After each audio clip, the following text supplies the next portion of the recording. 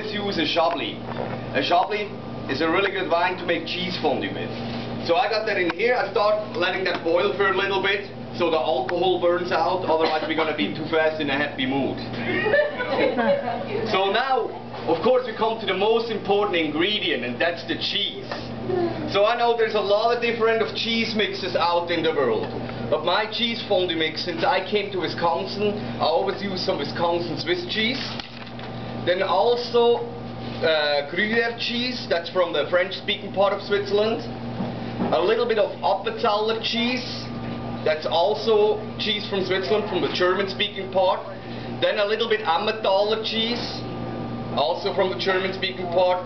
Then I like a little Italian touch, a little mozzarella cheese. And then one of my favorite, and not every chef is agreeing with that, I put in here some mild cheddar cheese. Yeah. I like the taste of it. The only thing here with the cheddar is, if you put too much in it, the fondue turns orange and that looks stupid. Don't do that. So now when the wine gets ready, we just put the cheese in like that. See how simple it is? Now we just let it melt for a little bit. So I have here some other ingredients what I put in my fondue. I always use some fresh dill. Fresh dill is a nice combination with cheese that goes wonderful together. So I'm just going to add that to it. Then for the spice, I use white pepper. And always make sure you use white pepper, never a black one, otherwise we have little black dots in the fondue. Next is ground nutmeg.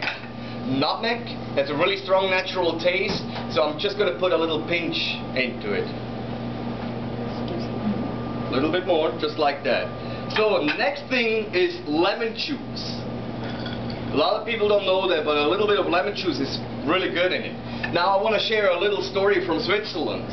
While I was over in Switzerland, I was probably around 14 years old, and I was staying with my family. So one of my uncles invited us over for dinner, and he made us a lemon cheese fondue. A lemon cheese fondue. That's like half amount lemon juice, half amount wine, and then the cheese. Now, if you ever want to try it, you see it on the menu in a restaurant, or want to do it at home, don't do it, it's not good. It was really bad. So you just add a little bit to it. Next ingredient, my favorite, some fresh garlic. I really like the garlic. It gives a great taste. Every time you cook with garlic or onions, gives a great flavor to it.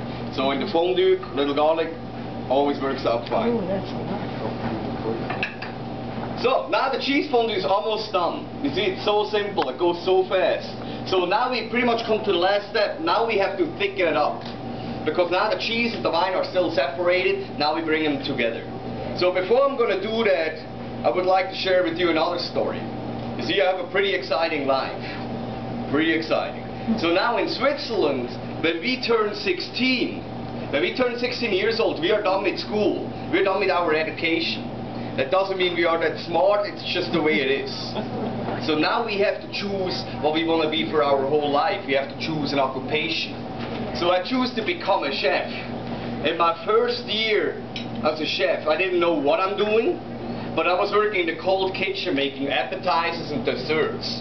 So one day I hear about this American dessert, and the dessert was called Jello. Jello dessert? Okay, not really popular in Switzerland. But I asked my head chef if I can try it, and after a while he was like, okay, Roland, go for it. So I prepared everything. Wasn't much to prepare anyway, but then I came to the step where I had to thicken it up.